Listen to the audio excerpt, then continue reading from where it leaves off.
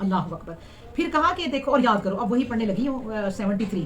اور یاد کرو جب تم نے ایک شخص کو قتل کر دیا تھا اور اس کا الزام تم ایک دوسرے پر لگا رہے تھے اور اللہ کو ظاہر کرنا تھا جو کچھ تم چھپاتے تھے، اور پھر ہم نے کہا کہ اس مقتول کو اسی کے بعد عزا سے مارو، اسی طرح اللہ زندہ کر دے گا پھر مرے ہووں کو، اور اللہ اپنی نشانیاں تم کو دکھاتا ہے تاکہ تم سمجھ بوجھ سے کام لو. پھر تمہارے دل سخت پڑ گئے، ایسے سخت گویا پتھر کی چٹانیں ہیں، بلکہ پتھر سے بھی سخت، کیونکہ پتھروں سے بھی بعض پتھر ایسے ہوتے ہیں جن سے پانی کے چشمے پھوٹ نکلتے ہیں، اور پتھروں میں ایسی چٹانیں بھی ہیں جو شک ہو کر ٹکڑے ٹکڑے ہو جاتی ہیں اور ان میں سے پانی اپنی راہ نکال لیتا ہے. اور پھر انہی میں ایسی چٹانیں بھی ہیں جو خوف الہی سے لرز کر گر پڑتی ہیں. اور یاد رکھو کہ قانون الہی تمہارے کرتوتوں کی طرف سے غافل نہیں ہے.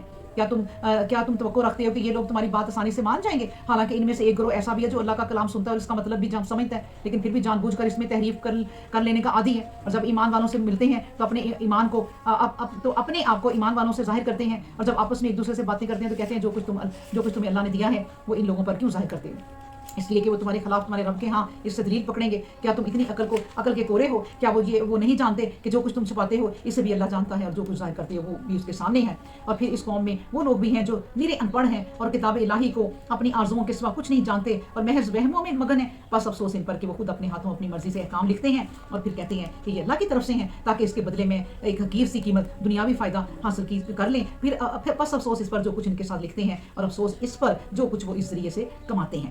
اور وہ کہتے ہیں ہمیں تو آگ ہرگز چھو نہیں سکتی مگر گنتی کے چند دن. ان سے کہیے کیا تم نے اللہ سے کوئی عہد لیا ہے کہ اب تمہیں یہ یقین ہے کہ اللہ اپنے عہد کے خلاف نہیں کرتا، یا تم اللہ کے ذمہ وہ باتیں لگا رہے ہو جنہیں تم جانتے ہی نہیں ہو؟ ہاں، جس کسی نے اپنے کاموں سے برائی کمائی اور اس کے گناہوں نے اسے گھیرے میں لے لیا تو وہ دوزخی گروہ میں سے ہے، یعنی ہمیشہ دوزخ میں رہنے والا. اور جو کوئی ایمان لایا اور اس کے کام بھی اچھے ہوئے تو وہ جنتی گروہ میں ہے اور ہمیشہ جنت میں رہنے والا ہے.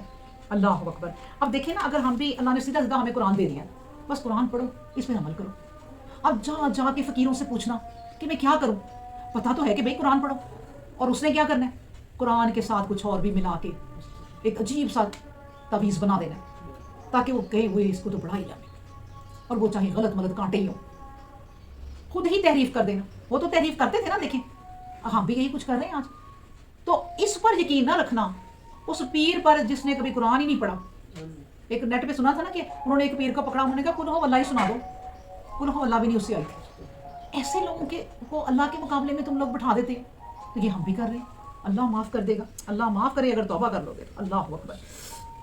پھر کہاں آیت نمبر 83، ٹھیک ہے نا.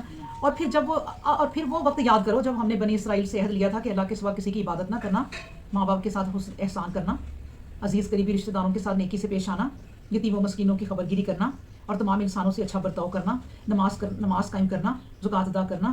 ایمان و عمل کی یہی بنیادی سچائیاں تھیں جن کا تم سے عہد لیا گیا تھا، لیکن تم ایک تھوڑی تعداد کے بعد سوا سب الٹی چال ہی چلے اور تم حق سے منہ موڑ لینے والے ہو. اور پھر جب ہم نے تم سے عہد لیا تھا کہ تم آپس میں ایک دوسرے کا خون مت بہاؤ اور اپنے لوگوں کو جلا وطن مت کرو، تم نے اقرار کیا، تم اس اقرار کی خود گواہی دیتے ہو. پھر تم وہ لوگ ہو کہ ایک دوسرے کو بے درے قتل کرتے اور ایک فریق دوسرے فریق کو اس کے خلاف ظلم و معصیت سے وطن سے نکال باہر کرتا ہے. اور تم میں سے کسی کو بھی یہ بات یاد نہیں آتی کہ اس بارے میں اللہ کے احکام کیا ہیں. لیکن پھر جب قیدی ہو کر تمہارے سامنے آتے ہیں تو تم فدیہ دے کر چھڑا لیتے ہو اور کہتے ہیں شریعت کی روح سے ایسا کرنا ضروری ہے، حالانکہ جلا وطن کرنا ہی تم پر حرام تھا.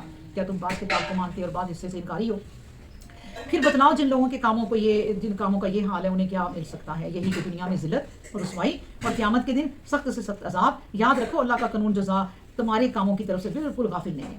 اللہ اکبر. اچھا، کیا نچوڑا اس آیت کا کہ قانون الہی جو بنے ہیں نا بس ان کو اپنا، اپنے پاس سے کوئی قانون نہ بناؤ. اللہ نے جو قانون بنا لیے بس اس پر چلو. اپنے آپ کو آسانی کرنے کے لیے جی سود کے بغیر کاروبار نہیں چل سکتا، کیا کریں پھر آپ؟ اور کسی طرح سے ادھر ادھر سے ہیلے وسیلے کر کے اس کو جائز قرار دے دیں.